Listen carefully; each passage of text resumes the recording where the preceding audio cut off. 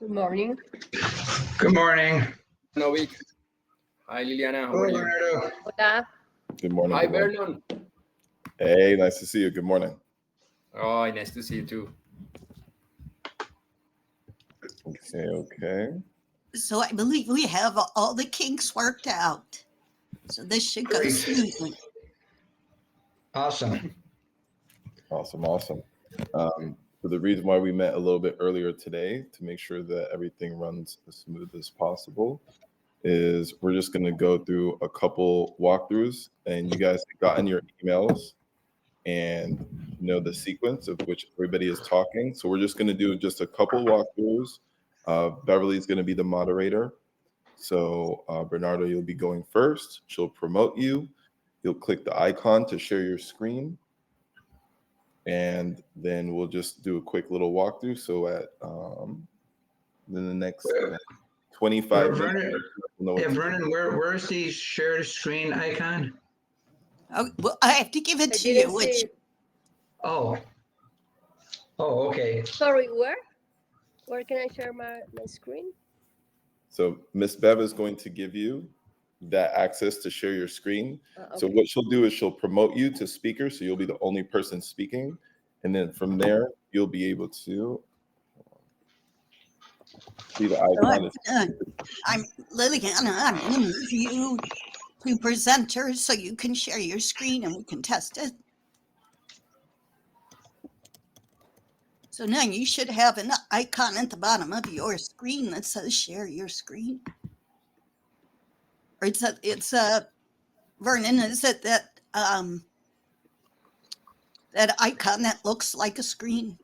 Yep, it's going to be the screen icon. Can you see it? My screen? I do not. No creo. No, I don't think so, Liliana. No creo que lo pueda ver. Creo que Beverly, cuando usted tenga la presentación, se lo muestra. ¿Quiere que hagamos una prueba? Y... Can we make a how do we say? Can I see if I can share my screen, please? Yes. Do you see the little box? Yeah. Do you see the little box at the bottom? I share my screen. Yeah. Yes. So go ahead and give it a try. But did you click on it? I'm sharing my screen. Nope. Vernon, what does she need to do? Yeah. Okay. What is it? It looks like a projector. Yeah. And share my screen. Yeah. Or yes. there are two turn slides off or share your screen. Yes. Click on share your screen. I'm clicking on share my screen. Yeah. But. Nothing. And then does she need to click on the screen she's sharing? Yeah. So it's going to be, share your screen. Yeah. And but nothing happens. Okay, well, give me 1 second.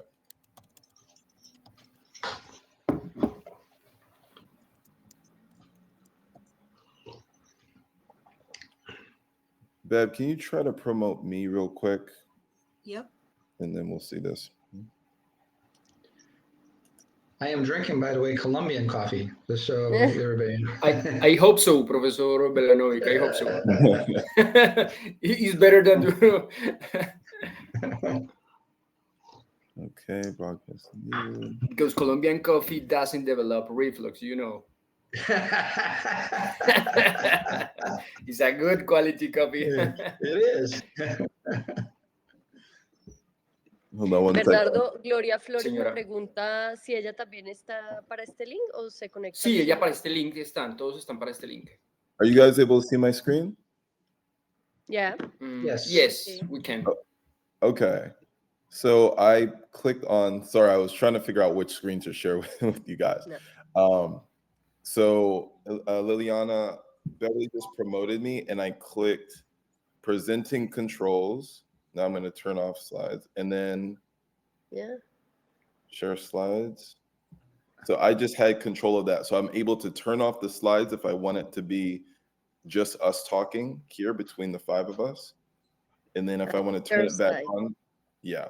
So Bev, Liliana, you should be good to go. It's going to be the first icon called presenting controls.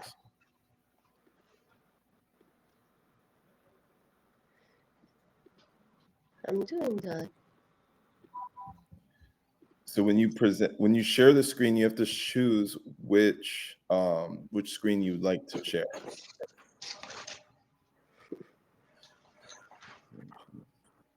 So you have to select the whole screen and a window or a tab.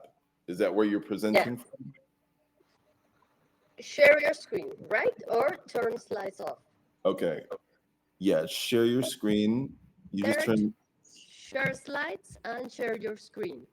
Yeah, and quickly, are you using? It seems like you're using Safari. Are you able to use Chrome, Google Chrome? No, I'm using Keynote. I'm using Safari. But let me see. I'm using Safari. So, let me. Oh, Bernardo, te la voy a enviar por si acaso. Listo. Yeah. So I'm talking in the O a Beverly también. Yo creería que es más fácil. De pronto Beverly puede Beverly la compartir. tiene, pero me tocó compartírsela en PowerPoint y cambia un poco a Keynote. Miércoles. Yo todavía estoy utilizando PowerPoint. Ay, carajo.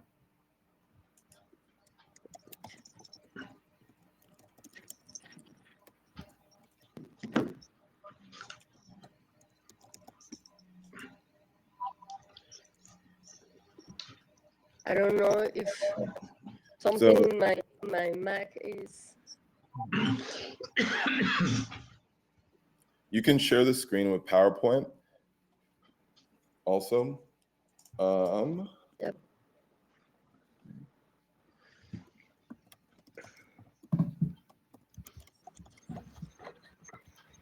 Okay, are you able to download Chrome? No, but. Here I have her slides.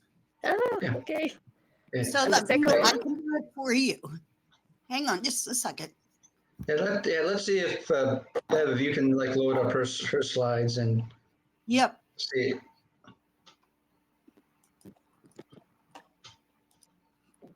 Can you see my presentation or not?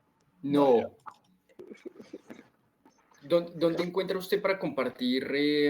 Abajo para en el de abajo. Abajo derecha, abajo izquierda. Abajo derecha Abajo yo tengo derecha. Your Language. Dice Sí. Pick a Background. No. Levantar la mano. No, yo no tengo esa posibilidad. No te la han dado por. Sí, mira, ahí dice, Porque usted la está haciendo. me Listo. la dan cuando vaya a presentar, exacto. Te la voy a mandar, Bernardo. Un segundo. ¿Listo? Bernardo, que si le puedes enviar al George de esta, porque no lo So recibí. Ya can you mismo. see my screen? Yeah, we could see your Yeah. screen.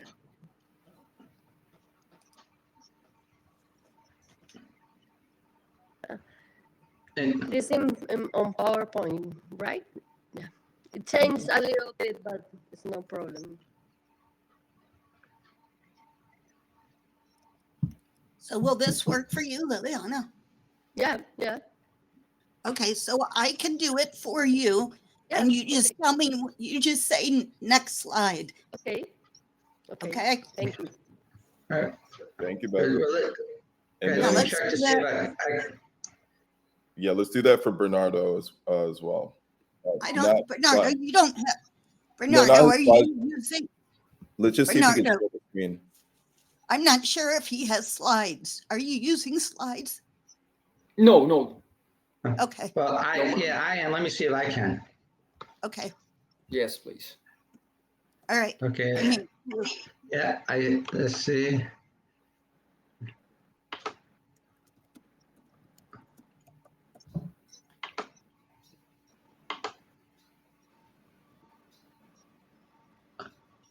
All right. Good. Can you guys can see that then? Great.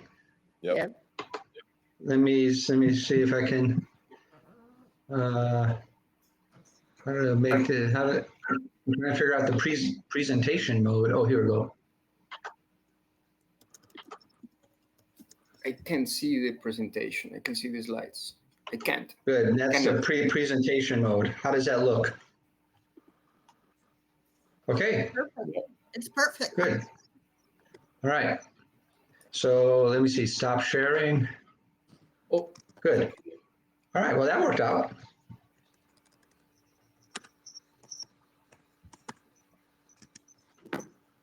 Okay.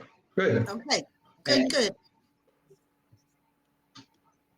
So what other instructions do they need, Vernon?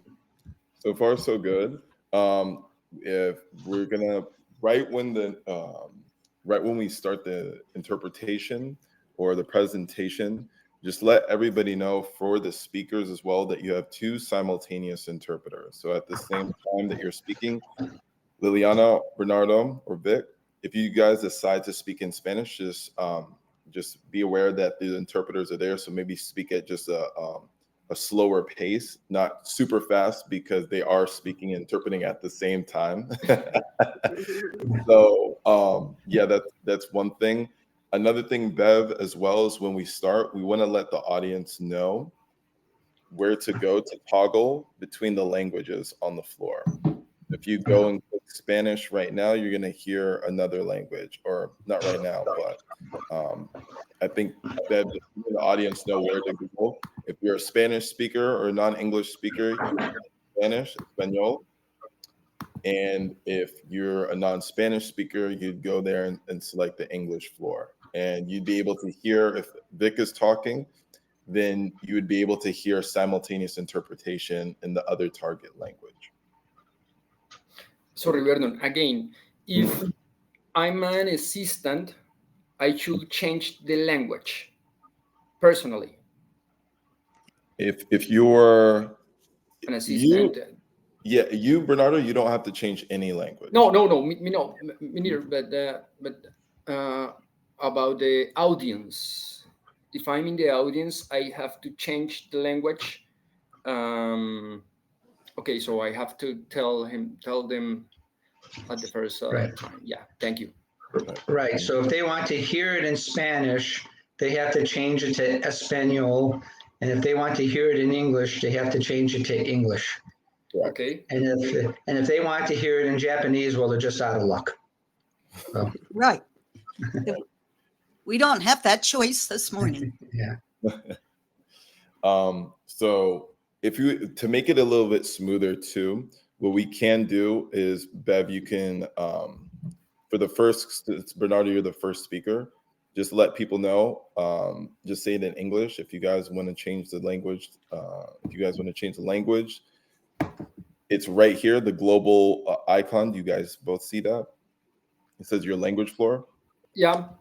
Okay, so if they click that, they have the option to select the language. So Bev, you might be able to say that in English, and then right before your presentation, Bernardo, you could say it in Spanish, like as a disclaimer right before you start, just in case. So just people understand, if that makes sense.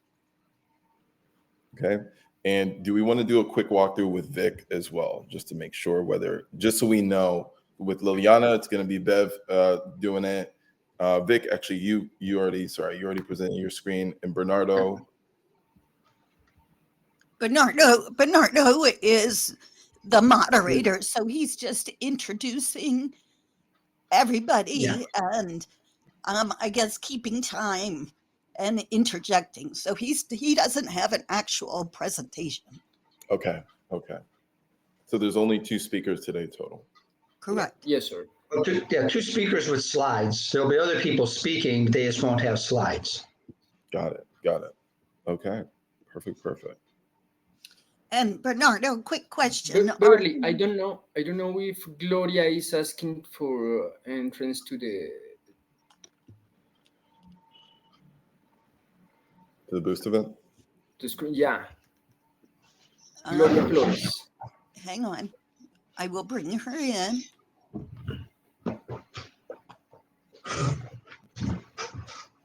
And Jesus.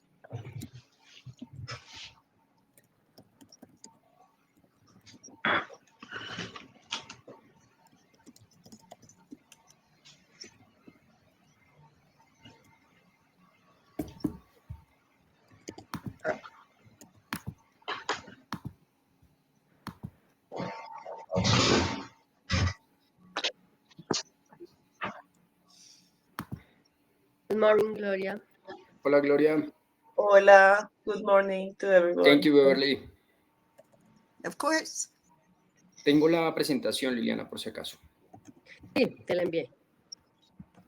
Perfecto. I'll go for more coffee, so...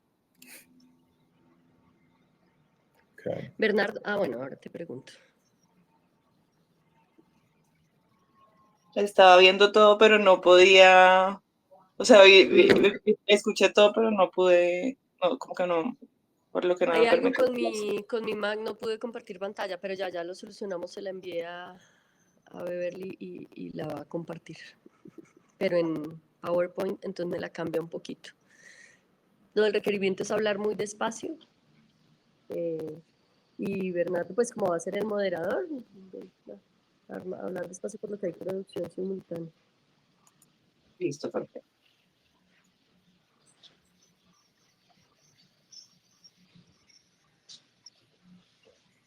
So, Liliana, are you comfortable with everything? Yeah. I'm Okay, comfortable. good. Thank you.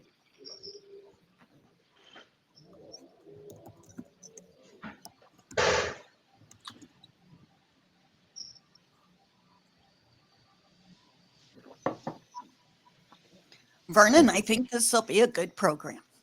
Yeah. However, for Gloria, is she going to be one of the speakers? I'm not sure if Gloria is speaking. Gloria, you can To a presentation. I don't have films or anything like that. Okay, you're one of the moderators, correct? Yes. Our only work is stay here and looks pretty. Okay. Yeah, this should run smooth. Yeah, I was just a little confused at first because we wanted to have the audience essentially muted. I was just wanted to make sure, but okay. Right. Yeah. She's one of the moderators, but I'm not sure that she's speaking, so she'll just be on screen. Gloria, usted presenta a Liliana, yo presento al doctor Belanovic. Bueno, perfecto. Listo. I will present Professor Vic Belanovic, and then Gloria will present to Professor Liliana Suarez. Okay. Professor Belanovic, I have a question. Do you really know how to bake or not? Yes, I do. Growing up, my family had a bakery, so I worked in the bakery until I went to college. So, and what is the favorite of the house? The favorite of the house is chocolate chip cookies, which I do very well. but also sourdough pizza crust is a favorite as well. Oh, great. Congratulations.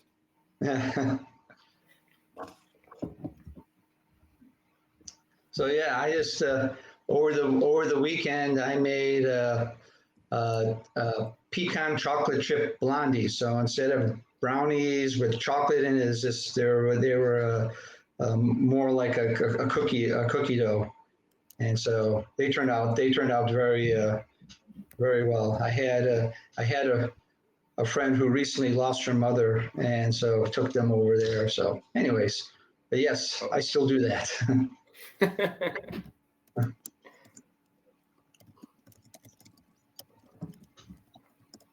Vernon, quick question. Uh-huh. When Bernardo is speaking, do I need to do anything? Since he's not sharing a screen or anything, I don't need to press on anything for him. No, so you could just promote him, and then he can go and do Bernardo. So promote him now, and instead of having that that screen up, he could just turn off slides, so he's the main screen. So Bernardo, you would turn your slides off. He promotes you.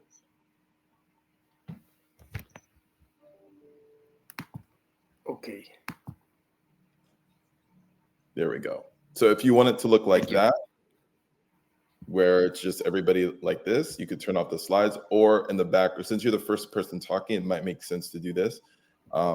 But for the sake of when you guys announce to everybody where the languages are, we want to have the main screen. Does that make sense? Okay.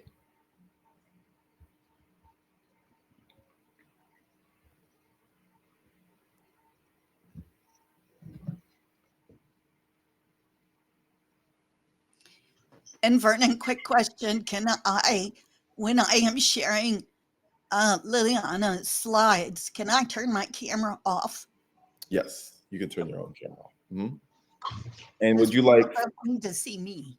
Okay. And for the presentation, I'll just do a quick introduction, Bev, hand it off to you, and then you guys can get started. And I'll mute myself and then turn the camera off as well. Is that Okay, fine? so what is it that I need to say? I'm just, I'll do a quick introduction. I'll let everybody know where the controls are. And I guess after I'm done with you can just get it jump started, honestly. Okay.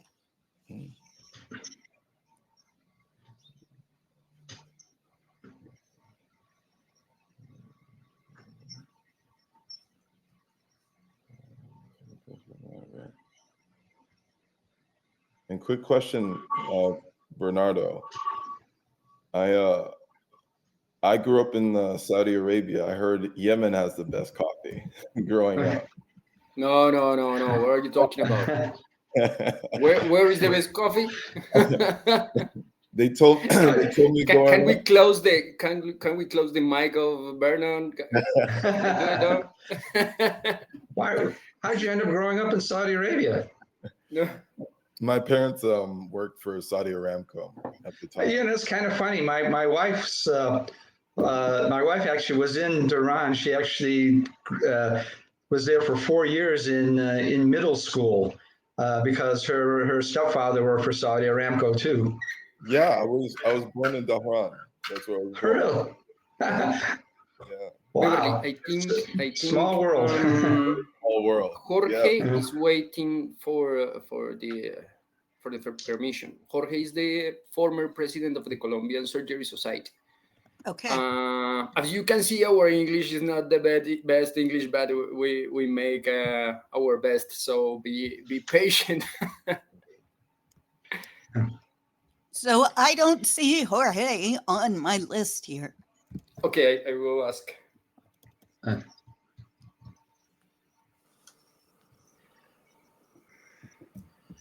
So, Bernardo, I got to tell you that I gave a talk to the Tampa Rotary Club. It's a community organization, but one of the doctors there saw in my bio that I'm an honorary fellow of the Colombian Surgical Society, and he was from Colombia. He was a Colombian OBGYN, but immigrated to the U.S.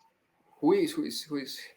Oh, he's retired now, but he practiced in Tampa for a long time. His last name was Fernandez. Fernandez, I didn't hear about him, but I suppose he was a very nice guy. Oh yeah, no, he was this. Oh, I'm Colombian. I see. I tell you, I loved going to Colombia. It was great. Yeah, for sure.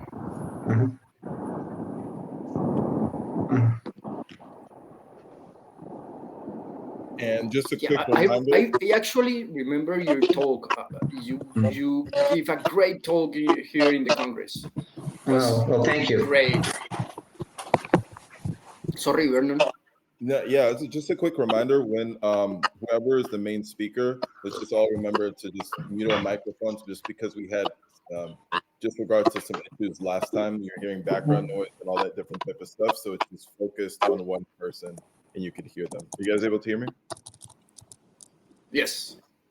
Okay. So yeah, I'm just saying as a reminder to mute our microphones when, like for example, if Bernardo's talking, I would mute my microphone. Okay. Yeah. Thank you. Mm-hmm. I have control of that as well, right? Yep. Okay. Great.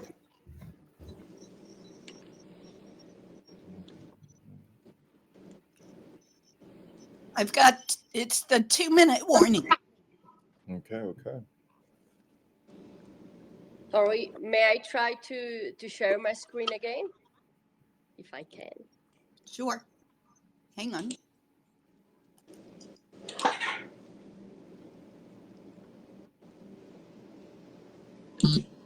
Okay, you have control. Yeah, I'm doing that.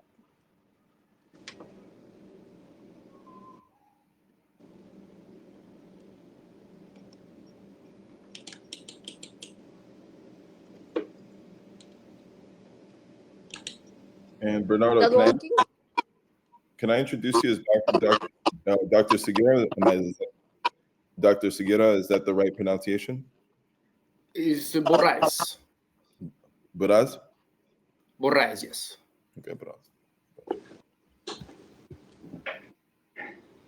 Okay, I can see your screen. Sí, se puede ver.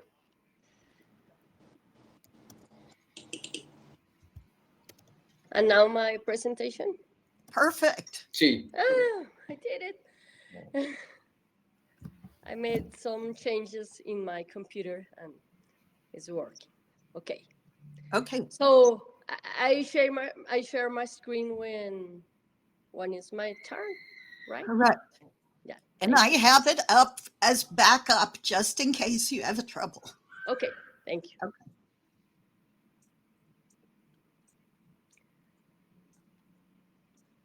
All right, T-minus 1 minute.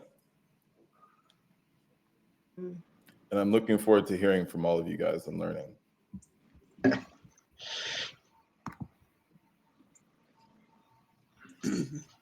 Okay, good morning, everybody. My name is Vernon Williams from Translingual. I'll be moderating today's Surgical Society webinar. We're providing simultaneous interpretation services to ensure seamless communication for all of our participants. For our international colleagues, interpretation is available by selecting your preferred language channel, and the language channel will be on the language floor. Bed, do you want to present the controls, share slides?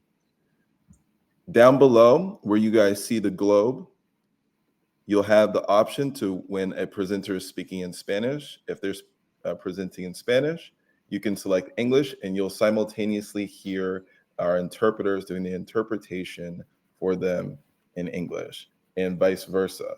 If you are a Spanish speaker and you would like to hear it in Spanish, you would select the same globe and select English. Okay, so we'll begin our first. We'll begin our first presenter, Dr. Borraes. I'll promote you to speaker, and once you're promoted, please enable and share your screen, and we should be ready to begin. Thank you, Vernon. Gracias para todos. Muy buenos días. El día de hoy tenemos un evento especial con el capítulo colombiano de la SSAT y de la Asociación Colombiana de Cirugía. Quisiera recordarles para las personas que no hablan inglés que en la parte de abajo hay un link que dice Your Language Floor. Y ahí se puede escuchar o cambiar de acuerdo a la preferencia del lenguaje que quieran. Si ustedes están escuchando una conferencia en inglés y quieren la traducción al español, simplemente tienen que presionar donde dice ese botón y cambiar a la traducción al español. El día de hoy tenemos dos conferencistas muy importantes, amigos. Uno de ellos de Estados Unidos, amigo de Colombia, el doctor Vic Belanovic.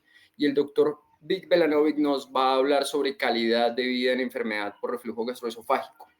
Después de eso, continuaremos con la doctora Liliana Suárez, que nos va a hablar sobre el consenso de hernia hiatal colombiano. Y quisiera, antes de comenzar, recordarles que tenemos el nuevo número especial de la Revista Colombiana de Cirugía sobre enfermedades esofágicas, donde tenemos múltiples autores nacionales e internacionales, y están todos bienvenidos a consultarla cuando quieran. Profesor Vic Belanovic, thank you so much for being with us. Go ahead.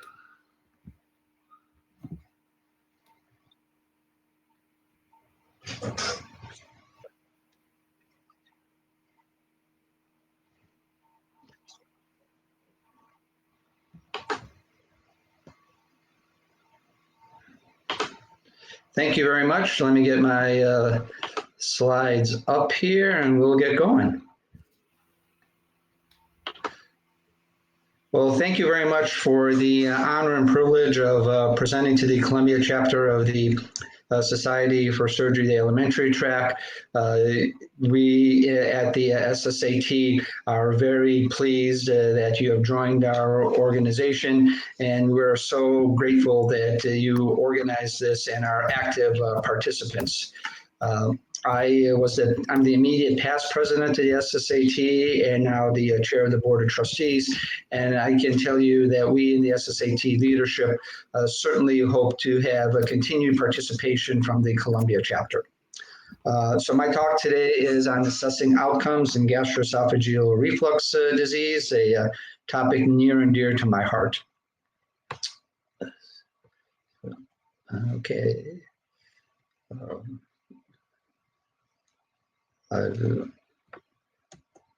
Okay, I'm not sure why. Professor Bernalovic, can you wait a little bit, because people is telling me that they can go on to the audience. Okay, let me know when to start again. They are waiting to start. Beverly, Vernon.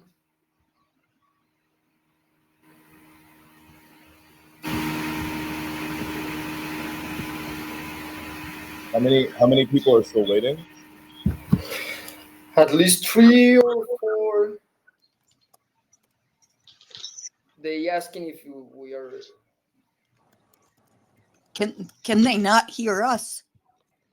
No, they're not even in the session yet.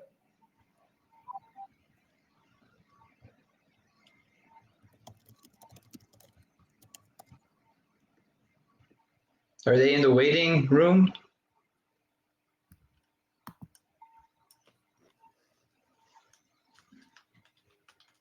Are they saying they're in the waiting room? Yeah, in the waiting room. Okay, just give me 1 second.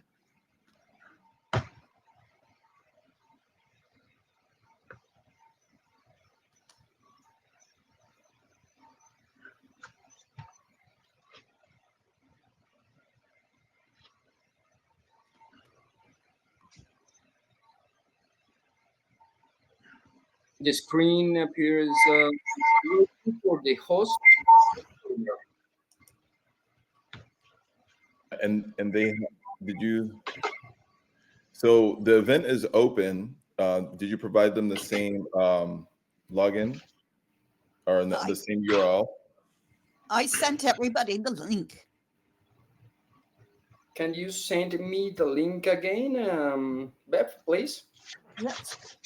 Yeah. So that link, it's an open link. All they have to do is put their name in, and they can join. Okay, thank you. Sorry, Professor Bellanovic. No. That's want everybody here.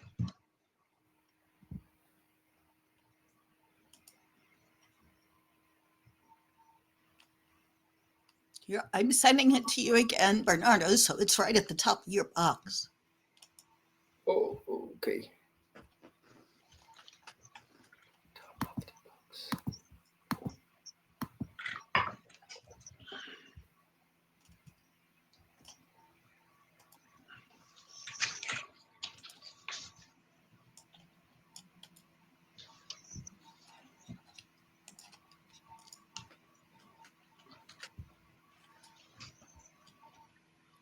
To my email, Beverly? Yeah, but it's in your email. Okay, let me see.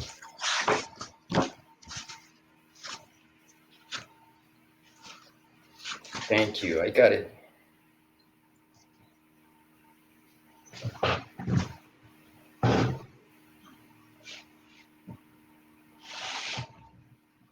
La gente está diciendo que no lo reciben, Bernardo. Ah, ya. Sí, varios están esperando.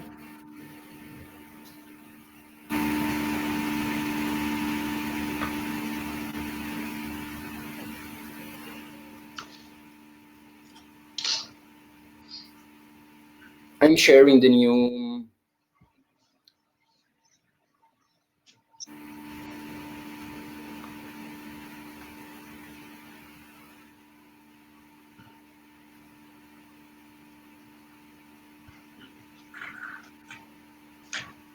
Pero la gente tenía era un link de Zoom, ¿verdad? A ese no. Nunca compartimos ese no. ¿Sí? Es que la gente compartió. No, they don't want the Zoom link. I Ah, sent them the creo new que link. Bernardo, nadie, creo que lo enviamos.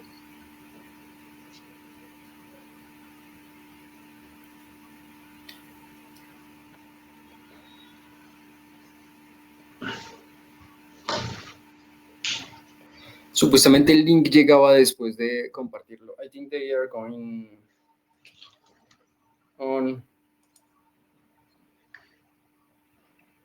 They're getting on. It looks like we're up to 19 participants, so people are getting in. Yeah, sure. Thank you, bro.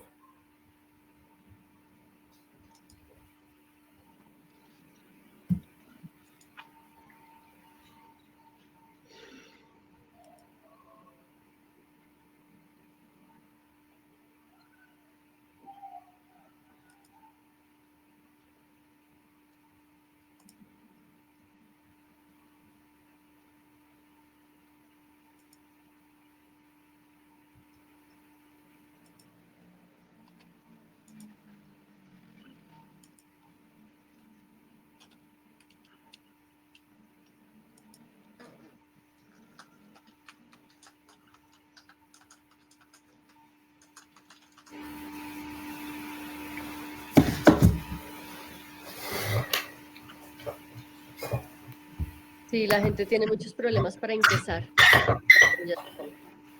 Yeah.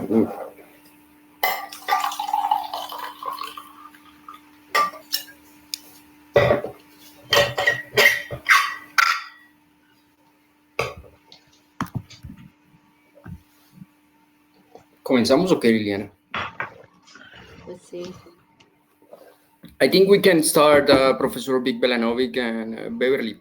Vernon, can you give again the instructions, please? Yes, give me a second. Good Okay. morning, everybody.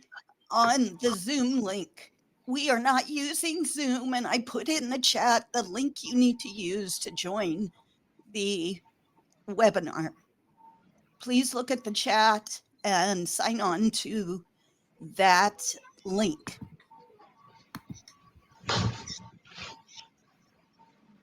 Okay, so good morning, everyone. Once again, my name is Vernon Williams from Translingual, and I'll be moderating today's Surgical Society webinar.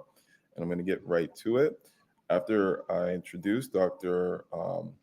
Vic Villanovich, before I do that, down below on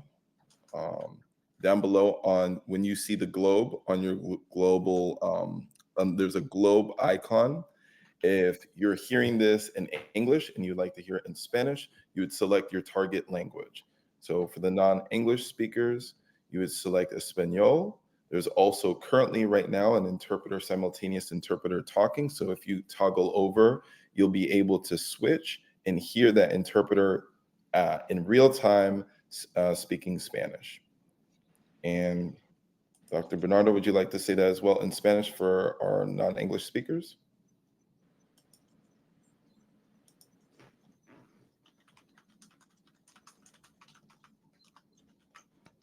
Dr. Boraz? No. Or Liliana, would you like to say that in Spanish is for our non-English speakers? Si quieren, les informo. Bienvenidos a todos. Tuvimos un problema con la plataforma. Ya estamos dando ingreso al resto de los asistentes. Les estábamos informando que en la parte inferior derecha de la pantalla van a encontrar un globo donde dice Your Language Floor.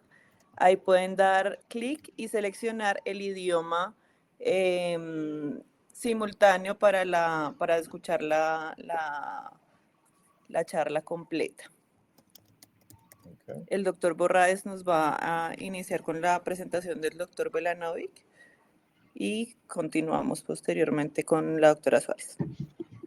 Okay. Buenos días para todos. Muchísimas gracias por atender la invitación. Estamos comenzando una serie de presentaciones en conjunto con la SSAT y con el capítulo colombiano. Nuestra idea es comenzar inicialmente con enfermedad por reflujo gastroesofágico y hernia hiatal el día de hoy.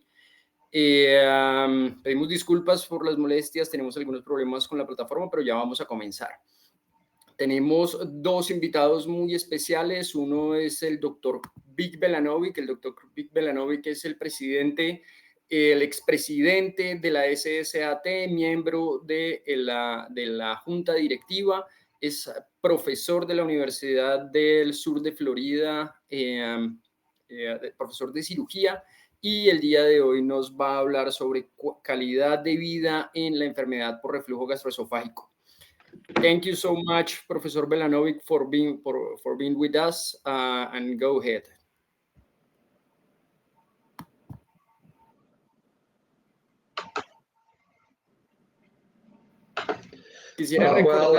Thank you, Dr. Borraes, and thank you again for the invitation and the honor of presenting to the Colombia chapter. We at the SSAT were very excited about the new Colombia chapter of the SSAT, and we are certainly looking forward and encouraging full participation of the members of the Colombia chapter in the SSAT.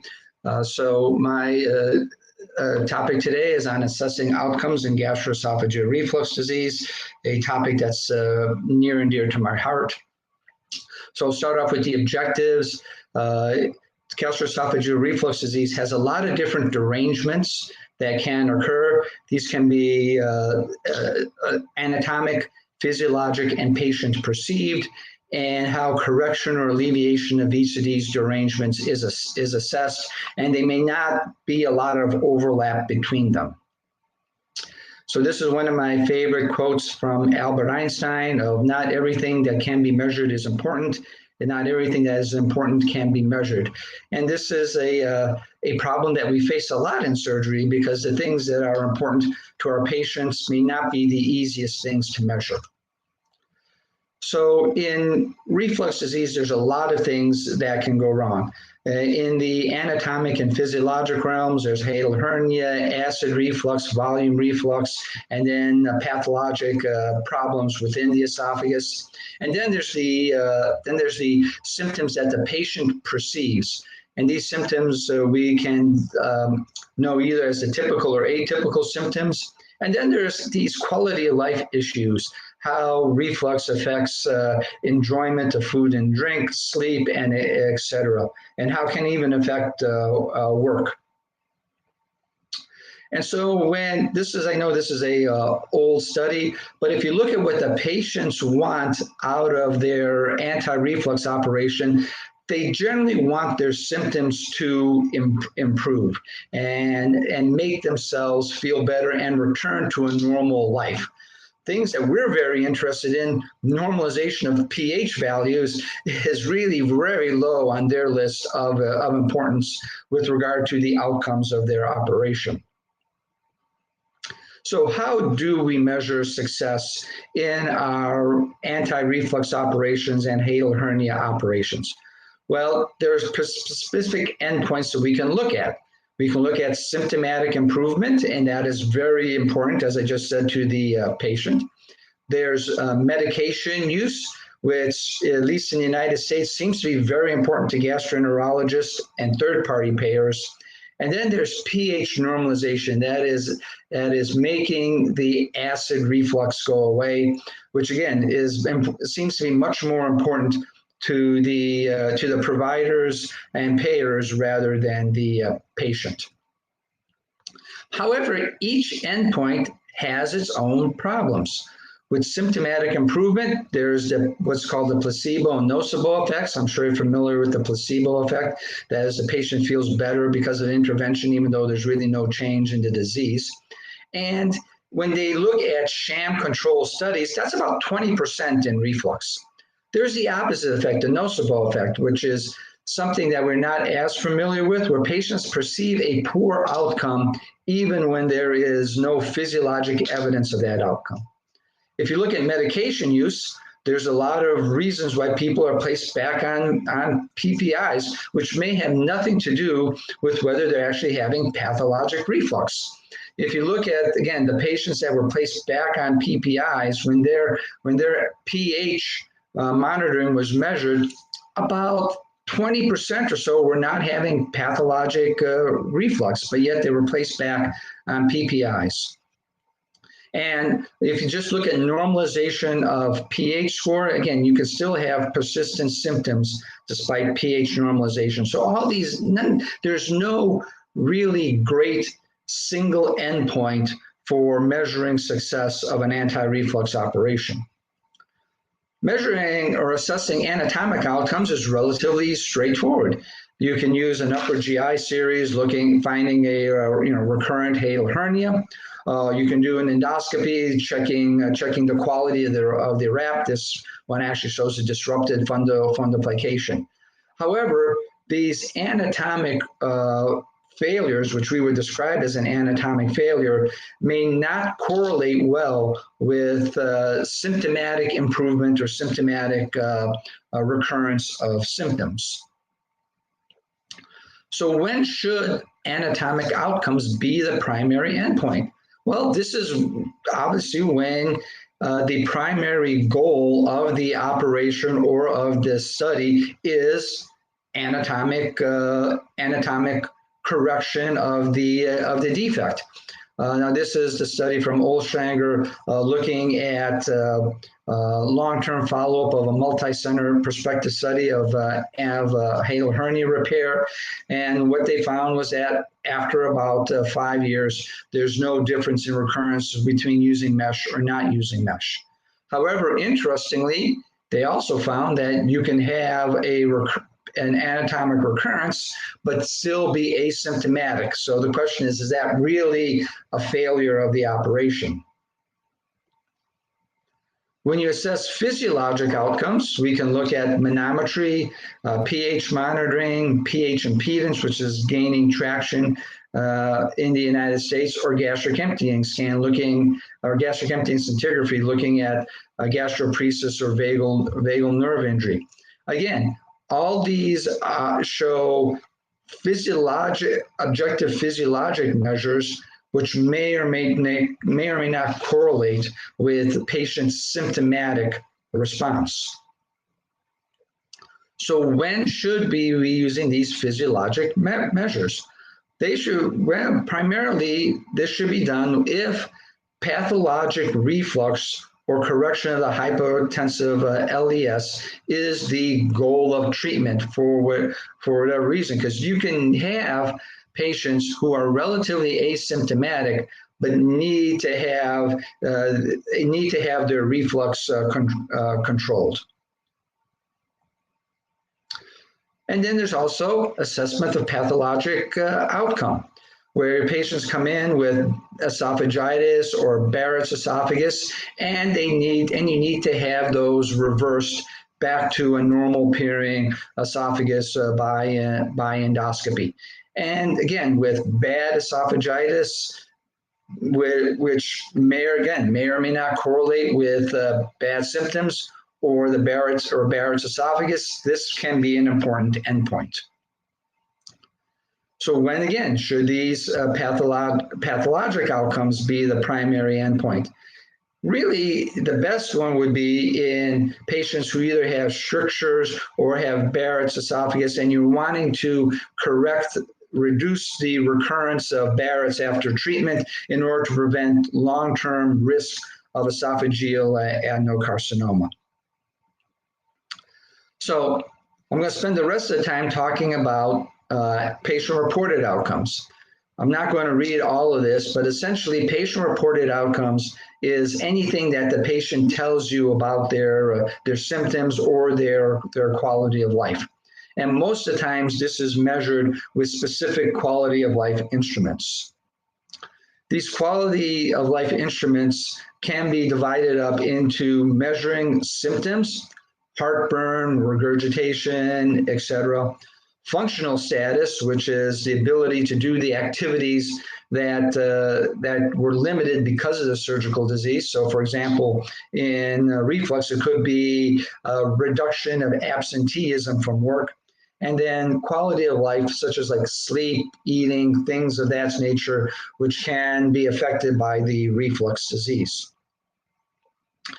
So the value of these patient-reported outcomes is that you take the qualitative patient experience and then are able to convert that into numerical values, which you then are able to compare between treatments either within a patient or with groups of patients, and you can actually measure the magnitude of change.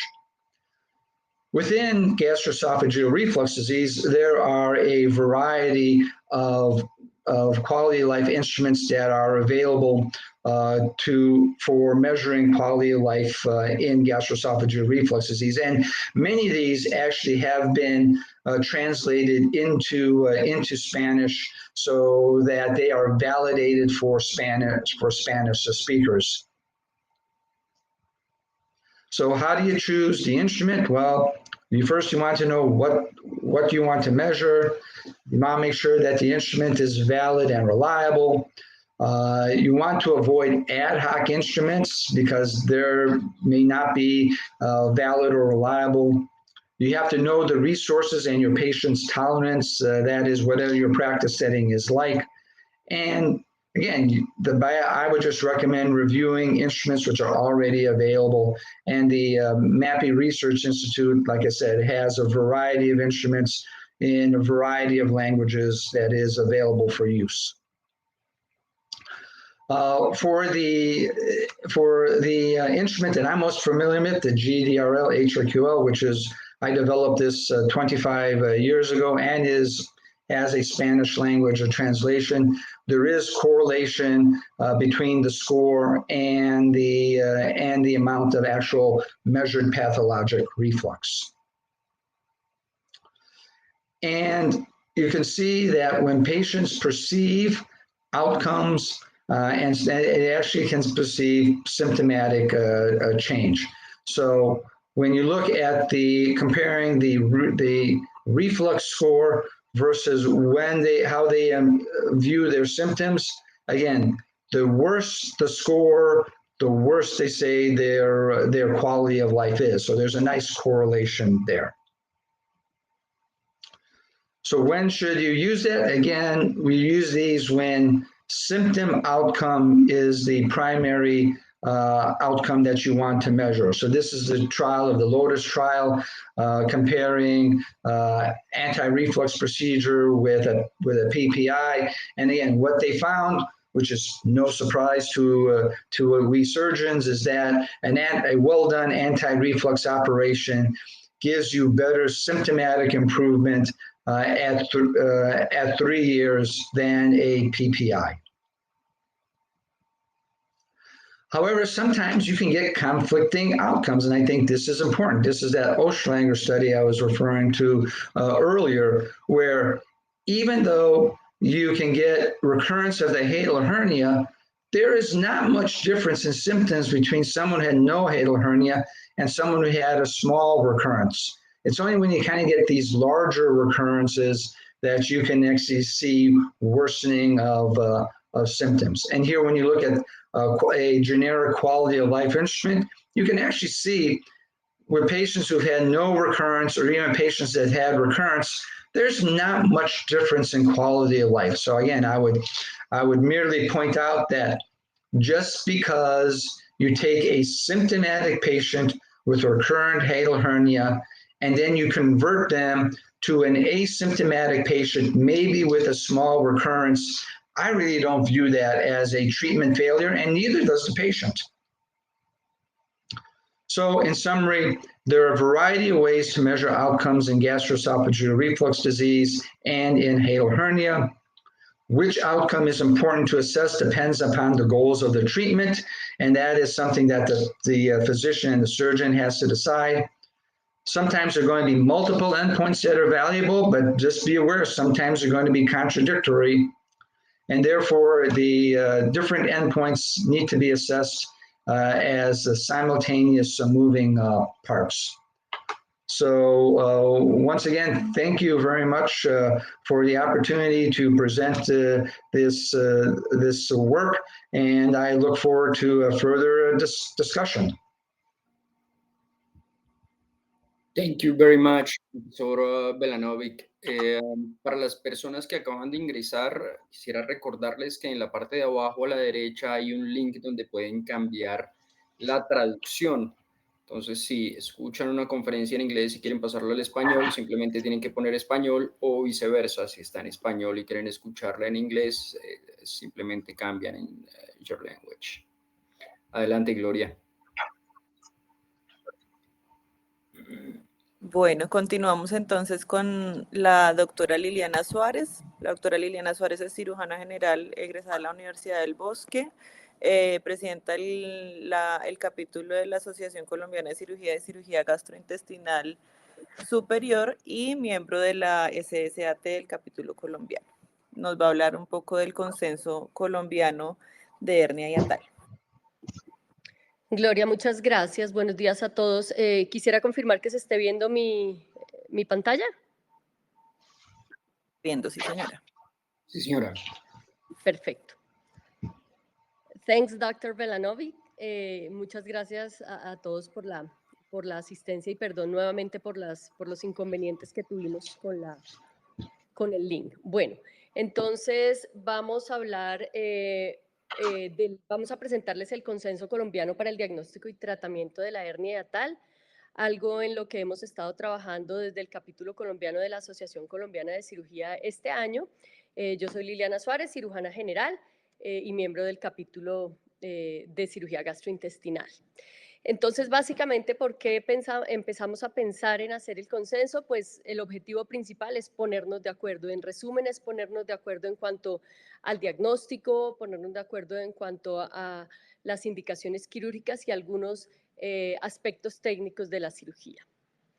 Estos son los integrantes del capítulo que hicimos parte de la formulación de las preguntas para el consenso. Nos dimos a la tarea inicialmente de hacer la revisión de la literatura, de todas las guías y los consensos existentes o de los que pudimos, y tratar de formular las preguntas de la forma más basada en la evidencia y más sencilla para los participantes del consenso. Formulamos finalmente entonces 51 preguntas que fueron las que compartimos. Contactamos 46 cirujanos expertos, fueron por invitación, los elegimos de todos los sitios del país, cirujanos que supiéramos que tenían experiencia en cirugía de hiato y fueron contactados vía WhatsApp o correo electrónico y en total de los 46 obtuvimos respuesta y participación en el consenso de 41 cirujanos. Entonces, lo dividimos en algunas secciones. La primera sección entonces son en cuanto a definiciones. Al lado derecho les muestro cuál fue el porcentaje de consenso entre muy de acuerdo y entre totalmente de acuerdo y completamente de acuerdo y muy de acuerdo, perdón. Y entonces definimos que, bueno, la clasificación que vamos a usar es la clasificación que usamos todos, de tipo 1 a tipo 4, en eso no variamos nada. En cuanto a la definición de hernia hiatal gigante, tuvimos algunas discusiones, nos quedamos con esta, es que sabemos que en la literatura hay varias medidas, varias definiciones, nos quedamos con esta que es, definimos la hernia hiatal gigante como más del 50% del estómago en la cavidad torácica o más de 6 centímetros de distancia entre las cruras. Pensamos definirlo de estas dos formas porque no es lo mismo entrar y encontrar un hiato completamente redondo con una distancia entre las cruras de 8 centímetros y tener solo el fondo gástrico. Eso igual implica una dificultad técnica grande para el cierre. Entonces tomamos estos dos valores, tanto lo que está ascendido a la cavidad torácica como la distancia entre los pilares. ¿Cómo definimos recidiva imagenológica? El ascenso del borde superior de la aplicatura o cualquier herniación gástrica mayor a 2 centímetros por encima del diafragma. ¿Cómo definimos recidiva sintomática? Como una reaparición de síntomas relacionados con la hernia después de un tratamiento inicialmente exitoso. En cuanto al diagnóstico y en cuanto a la endoscopia, con total acuerdo, consideramos que debe solicitarse, aunque tiene una baja sensibilidad para el diagnóstico, realmente no le vamos a dar gran valor al tamaño que se informa por endoscopia, pero la endoscopia la solicitamos para descartar complicaciones y descartar patologías asociadas. Entonces es un estudio que siempre debe ser solicitado. Igual las vías digestivas altas es un estudio muy importante para visualizar la anatomía del tracto digestivo superior y establecer el plan quirúrgico, y es el mejor estudio para determinar el tamaño de la hernia. En cuanto a la tomografía axial computarizada, lo recomendamos en escenarios de urgencia para descartar complicaciones asociadas o cuando sospechamos que hay herniación de órganos diferentes al estómago. En cuanto a la pHimetría de 24 horas, esta tuvo menos del 75% de consenso, pero básicamente no lo consideramos una prueba indispensable. Cuando hay síntomas típicos y una hernia hiatal de gran tamaño no cambia el plan quirúrgico, consideramos que es diferente la indicación de pHimetría en el contexto en un algoritmo de reflujo gastroesofágico diferente a un algoritmo de hernia hiatal. En algunos pacientes con reflujo gastroesofágico es indispensable pedir pHimetría, pero no es lo mismo para la hernia hiatal, en la cual las indicaciones cambian un poco. En cuanto a la manometría de alta resolución, consideramos que se debe solicitar, 95% estuvieron de acuerdo en que la debemos solicitar siempre como prequirúrgico, uno para descartar trastornos de motilidad esofágica, descartar obstrucción del tracto de salida, y este nos confirma también y nos acerca un poco más al tamaño de la hernia hiatal.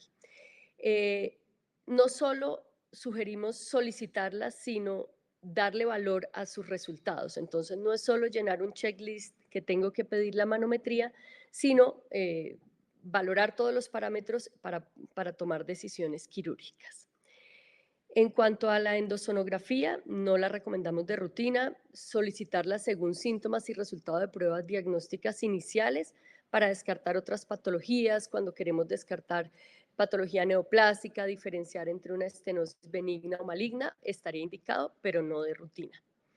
Igual para la gamografía de vaciamiento gástrico, no la recomendamos de rutina, aunque hay algunos cirujanos que la solicitan de rutina, consideramos en su mayoría que solicitarla solamente si hay síntomas de trastorno de vaciamiento gástrico. Por lo demás, no nos aporta mayor información para cambiar la conducta quirúrgica si el paciente está asintomático para trastorno de vaciamiento.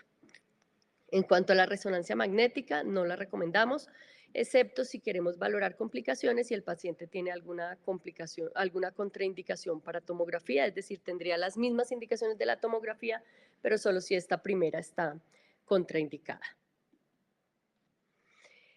En cuanto a las indicaciones quirúrgicas, solamente hay un porcentaje porque las hicimos todas en un mismo párrafo, se formuló toda la pregunta, entonces nos quedamos con que las indicaciones quirúrgicas son síntomas persistentes a pesar del manejo óptimo, la presencia de complicaciones, bien sea volvulación, bien sea obstrucción, anemia, sangrado por úlceras de Cameron, en fin, cualquier presencia de complicaciones por la hernia hiatal sería también indicación quirúrgica.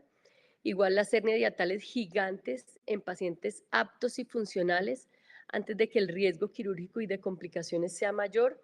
Sabemos que esto es bastante discutido y esto va de la mano con la siguiente, el enunciado número 4 es que pacientes asintomáticos con hernias hiatales tipo 2 a tipo 4 recomendamos realmente la búsqueda activa de síntomas, es decir, asegurarnos que el paciente es completamente asintomático, porque en la práctica vemos que la mayoría de estos pacientes con hernias hiatales gigantes realmente no son asintomáticos.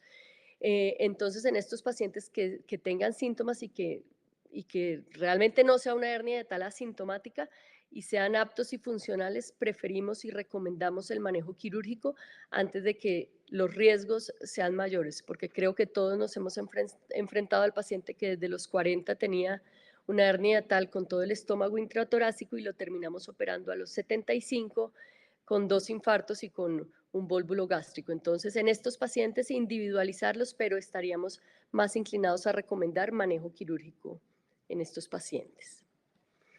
Y en cuanto a la recidiva, consideramos que se indicaría la cirugía en recidiva si la sintomatología es persistente y limita la calidad de vida a pesar de un manejo óptimo. Aquí sí que se hace más relevante el que sea sintomatología que limite la calidad de vida, porque realmente nadie quiere reoperar una hernia tal si el paciente realmente no tiene unos síntomas tan importantes como para asumir el riesgo de una reintervención. O si hay presencia de complicaciones, indicaríamos también en recidiva una corrección quirúrgica.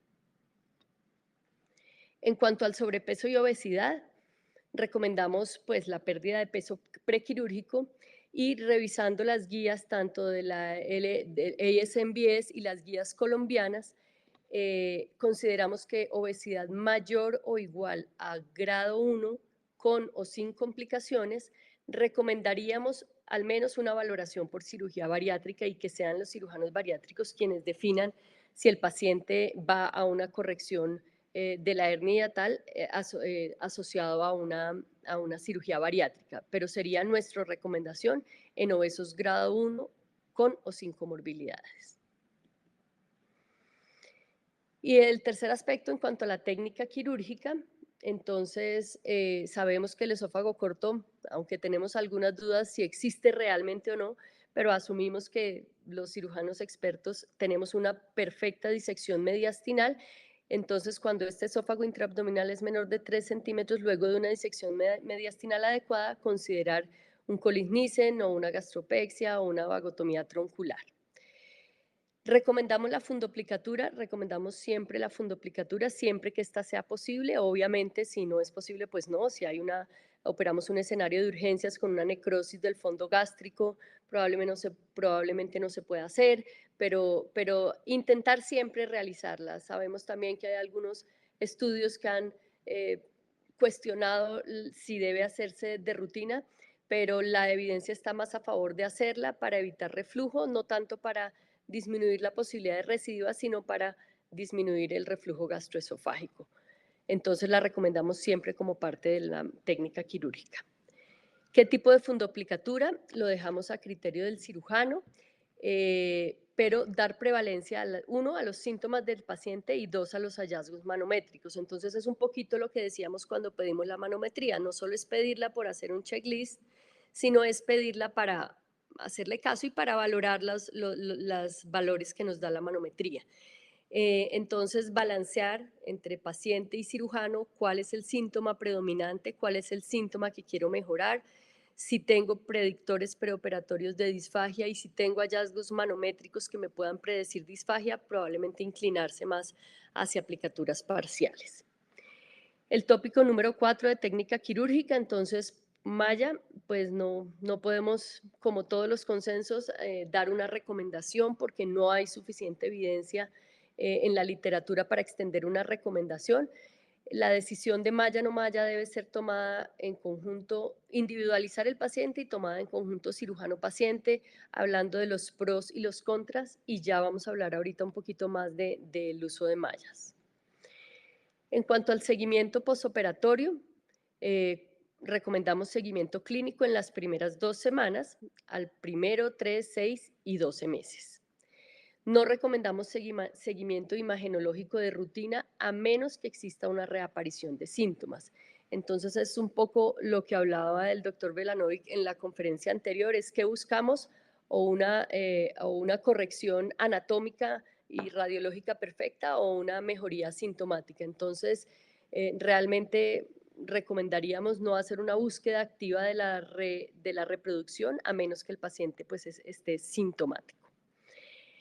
En el tercer punto, pHimetría, tampoco la recomendamos de rutina, tampoco es un valor que nos importe tanto siempre y cuando el paciente esté asintomático, entonces solamente la solicitaríamos en presencia de reaparición de síntomas de reflujo.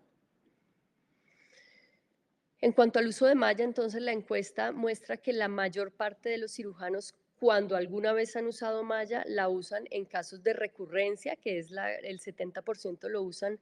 Si lo han usado, la usan es en recurrencia, seguida por debilidad de los pilares, que es un término bastante subjetivo, pero pues que solo lo entiende cuando estamos frente a un hiato con unos pilares muy débiles, solo lo entenderá el cirujano cuando está frente a su paciente. Otras indicaciones, cierre a tensión de los pilares y alto riesgo de recurrencia. Y hernia diatales gigantes es otra de las indicaciones para nuestros cirujanos. Cuando tienen que usar malla, ¿qué tipo de malla usan? El 47% usan una malla sintética recubierta y el 47% usan mallas biodegradables. Sabemos el auge que está teniendo, probablemente esto vaya a cambiar en los próximos años por el auge que están teniendo las mallas biodegradables y los primeros estudios que están saliendo a 2 años y los primeros que están saliendo ya a 5 años, evidenciando una disminución en la recidiva, pero como todo en las mallas, veremos a futuro qué pasa con la recidiva tardía. La mayoría de cirujanos, el 80%, lo usan como refuerzo al cierre, es lo que recomendamos. No recomendamos jamás usar mallas en puente. Seguramente el 20% que faltan son medidas desesperadas, pero en general las mallas recomendamos que siempre sean usadas como refuerzo al cierre y no como puente entre los pilares. ¿Qué métodos de fijación usan nuestros cirujanos? El 70% usan puntos y el 15% usan métodos combinados. Combinados hablamos de puntos, dispositivos de fijación o pegantes. Y en cuanto a la configuración, la más utilizada es la configuración en U con el 67% y seguida por la configuración en keyhole con un 22.5%.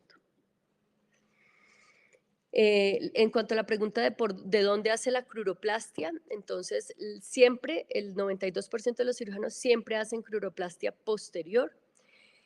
Algunas veces el 29% hace cruroplastia anterior, algunas veces en el 17% hacen cruroplastia lateral y algunas veces no, en un 50%, que es un porcentaje bastante importante, usan técnicas mixtas, es decir, van cerrando y como vaya teniendo que, si da solo con cruroplastia posterior, perfecto, y si no, van poniendo puntos o anteriores o laterales como vaya avanzando el cierre del hiato.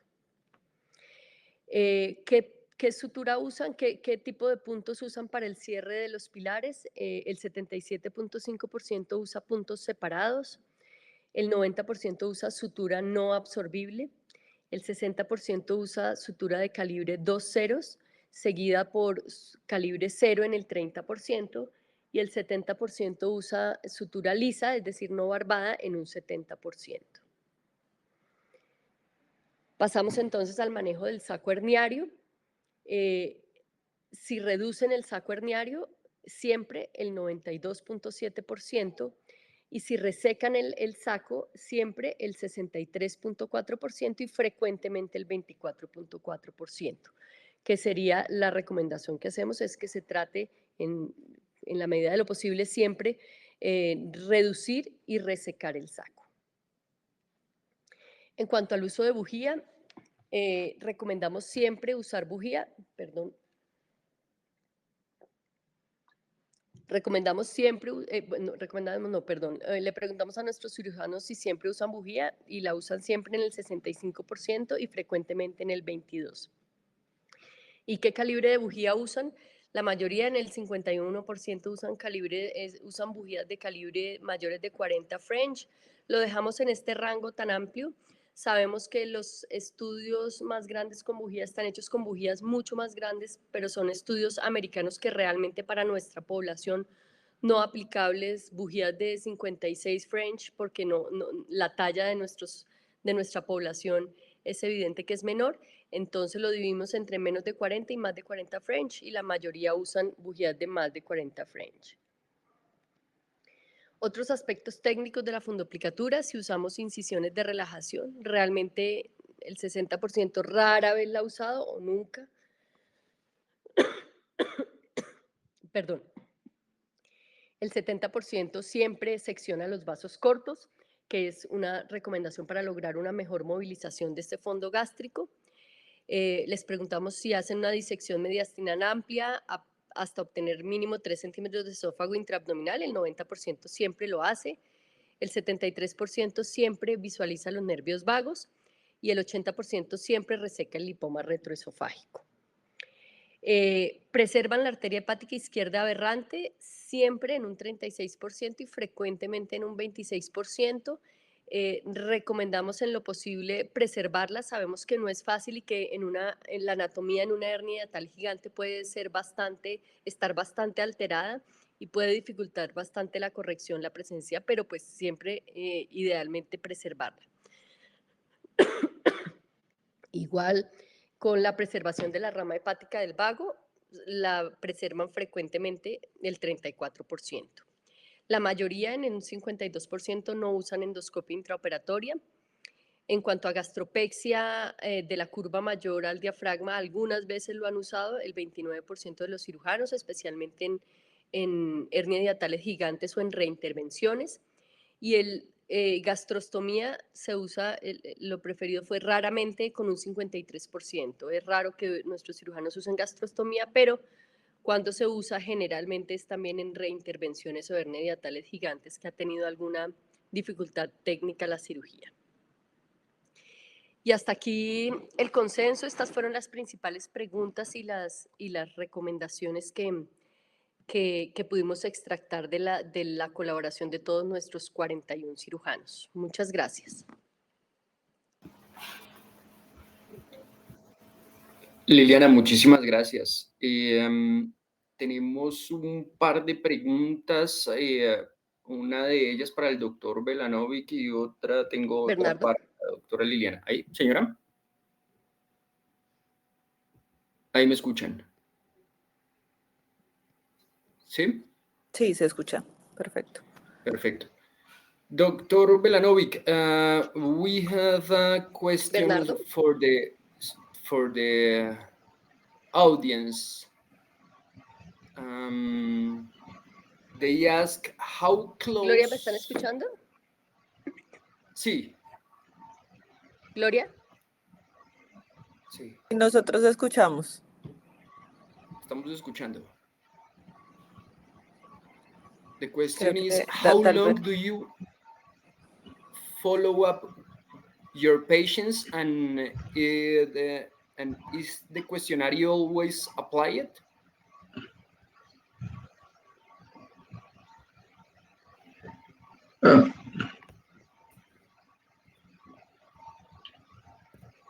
Bernardo, are you speaking to me? Yeah. We have a question. Okay. How long do you follow up your patients after anti-reflux surgery, and if the questionnaire was applied? Yes. So in my practice, I used the questionnaire for symptom severity, the geriatric QL, when I initially meet the patient, and then we go over their score, and because we have such a long track record of scores, I can tell them, look, you start off with this score, most likely you're going to end up with this score. So to kind of get an idea of the extent of the symptom improvement. And then I would redo the score again at 6 weeks, and then at 1 year. After 1 year, if they are still happy and have a stable improvement in their symptoms, then I don't do any additional follow-up, and usually I'll send them back to their primary care physician or gastroenterologist. So that's what I do for the standard patient with just heartburn as a primary symptom. Now, if they have Barrett's esophagus, and I did my own endoscopic ablations of those, then I would follow them yearly up until 5 years to ensure that the Barrett's esophagus did not recur after ablation and anti-reflux surgery. It is actually very interesting. The patients with the Barrett's, they tend to have lower scores. They don't tend to be as symptomatic as the run-of-the-mill patients with heartburn. And I think that's probably why they get Barrett's, is that their esophagus is relatively insensate, and say they don't feel the acid reflux compared to patients who do complain of heartburn and end up with esophagitis. So I hope that answers the question. Yes, sir. Thank you. Ahora tenemos una pregunta para Liliana. Adelante, Gloria. Sí, la experiencia en resección completa del saco y cómo impacta esto en los desenlaces del paciente, en su experiencia, doctor.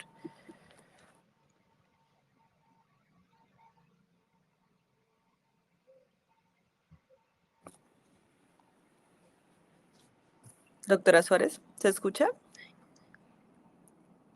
Nosotros la escuchamos. Espérenme, ¿qué será? Ya. No sé qué pasa. Me tocó desconectarme y volverme a conectar. Ya.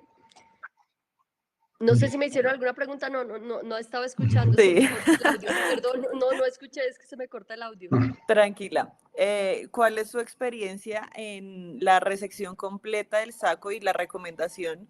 ¿Y cómo impacta esto en los desenlaces del paciente o recidiva? Siempre trato de resecar el saco, no tan, como decimos coloquialmente en Colombia, ni mucho que queme al santo, ni poco que no lo alumbre, y es tratar de resecarlo a cierta distancia de la pared gástrica para evitar la lesión de los vagos o de la pared gástrica. Entonces, es hacerlo, pero a cierta distancia, no el 100% de la resección, porque pues terminamos lesionando la pared, aumentando la posibilidad de lesión de la pared, pero sí tratando siempre de resecarlo. Si existe un saco, pues a veces son hernias pequeñas que no existe un saco real, pero en hernias grandes sí lo reseco.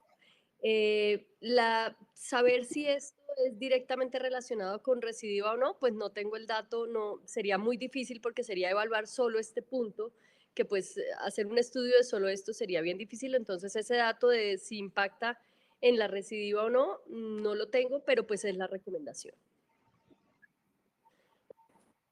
Y la otra pregunta sería, ahora con el uso de las mallas, como estábamos mencionando, ¿habría casos en los que, como ya son medidas desesperadas de casos de recurrencia, en los que podríamos pensar en implementar gastrostomía más malla o diferentes estrategias en esas recidivas?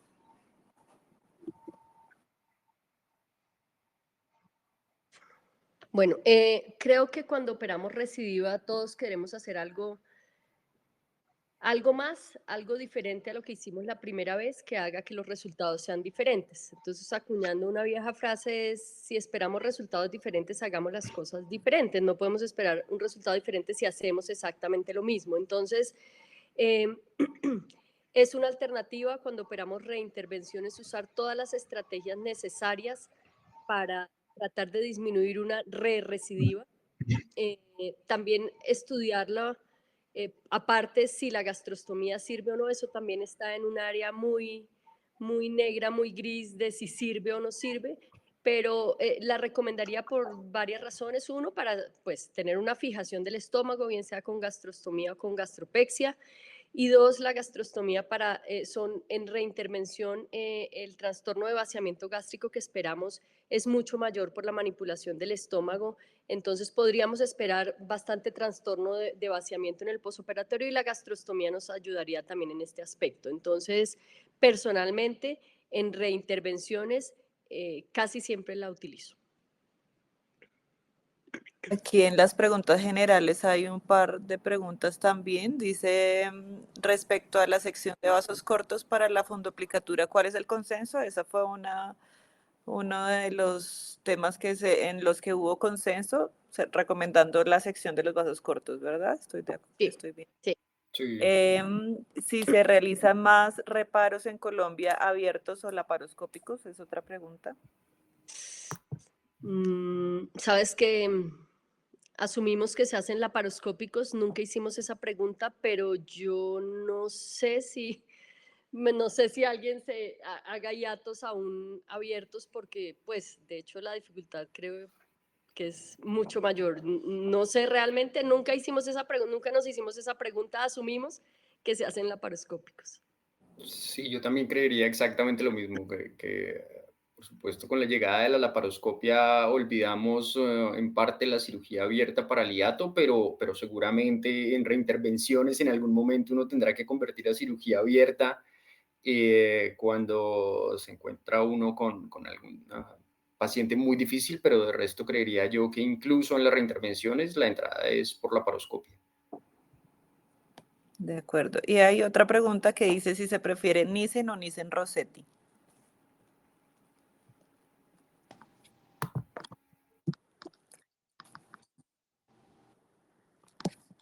Cortos y esto fue en Creo lo que que estuvo de acuerdo la mayoría. y Nissen o Nissen-Rossetti es la otra pregunta, doctora Suárez.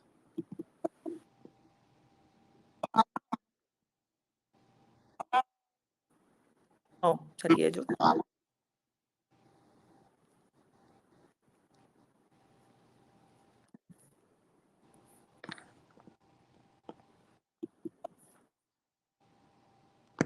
¿No?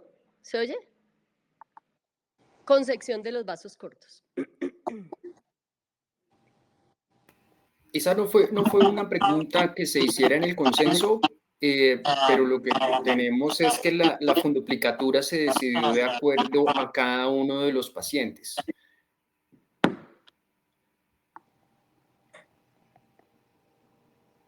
Bueno, yo creo que completamos las 8 de la mañana. Pedimos disculpas a todas las personas por los inconvenientes que pudimos haber tenido.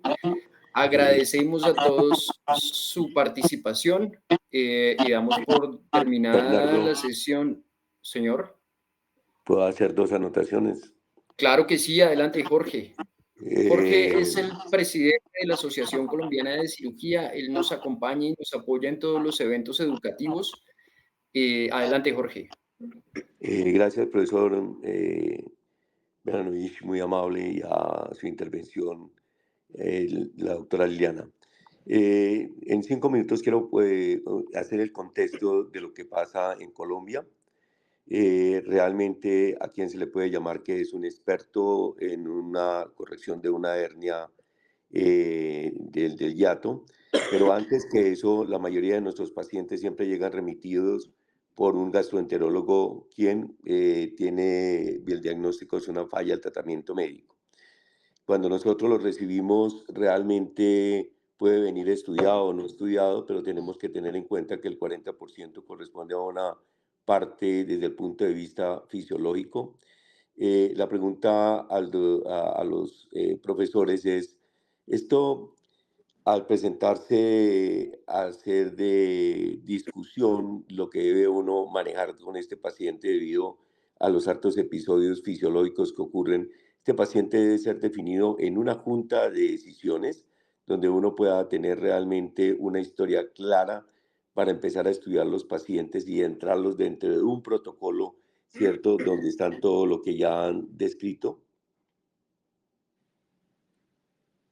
Dr. Belanovic, Professor Jorge Herrera asked if you think that patients who are going to hernia hiatal repair should be discussed in a multidisciplinary session. What do you think about that?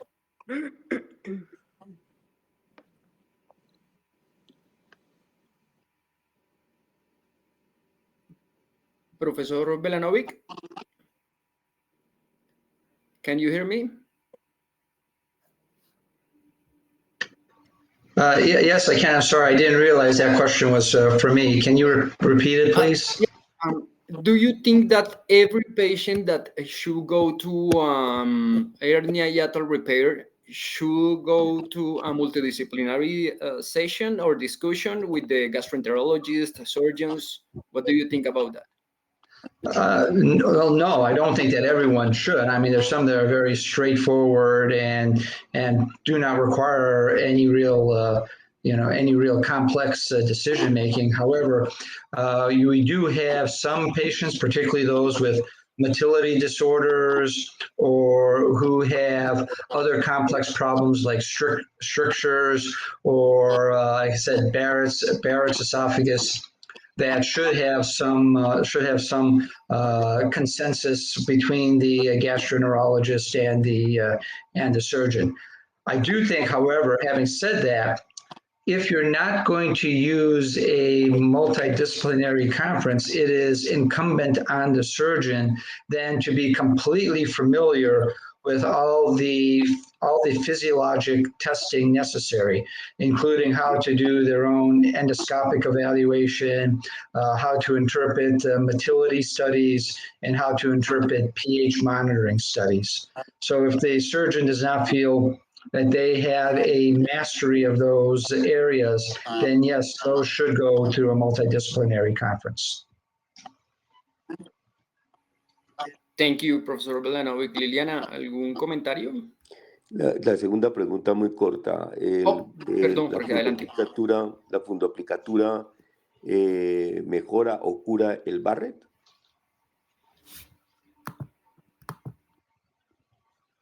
Professor Belanovic, do you think that the fundoplication is a response for the Barrett?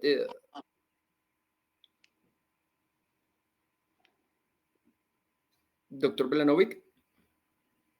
Yes. Do you think that the fundoplication is useless for the Barrett's esophagus? No, I don't. I think a fundoplication is essential in Barrett's esophagus.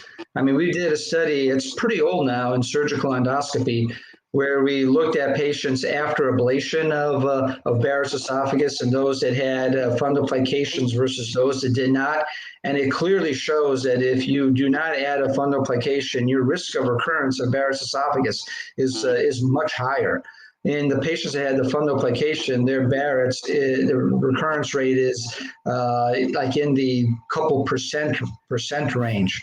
So again, I think that if you are going to ablate Barrett's esophagus, I think those patients should get at least consideration of a fundoplication, even if even if their symptoms are relatively low. Because even if you're on a PPI and a proton pump inhibitor, there are going to be times where you're going to have pathologic reflux because that PPI is not going to continuously keep your reflux at bay. Thank you, Professor Belanovic. Bueno, nuevamente quisiera agradecer a todos los participantes. Quisiera recordarles que a través de la Revista Colombiana de Cirugía tenemos un número especial de enfermedades esofágicas. Fernando, gracias a ti como presidente de este excelente conversatorio sobre una patología tan frecuente. Creo que esto haría para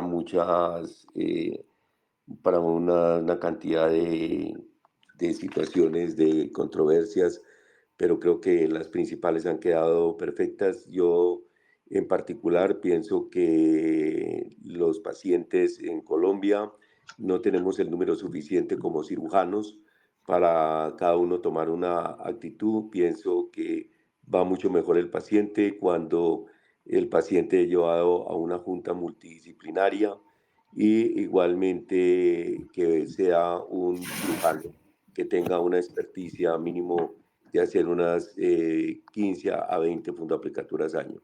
Gracias, profesor Belanovic, gracias a la doctora Liliana, gracias a todos los participantes. Los esperamos el próximo jueves. Muy amables. Muchas gracias. Thank you so much, Professor Belanovic, for being with us. Gracias, Liliana.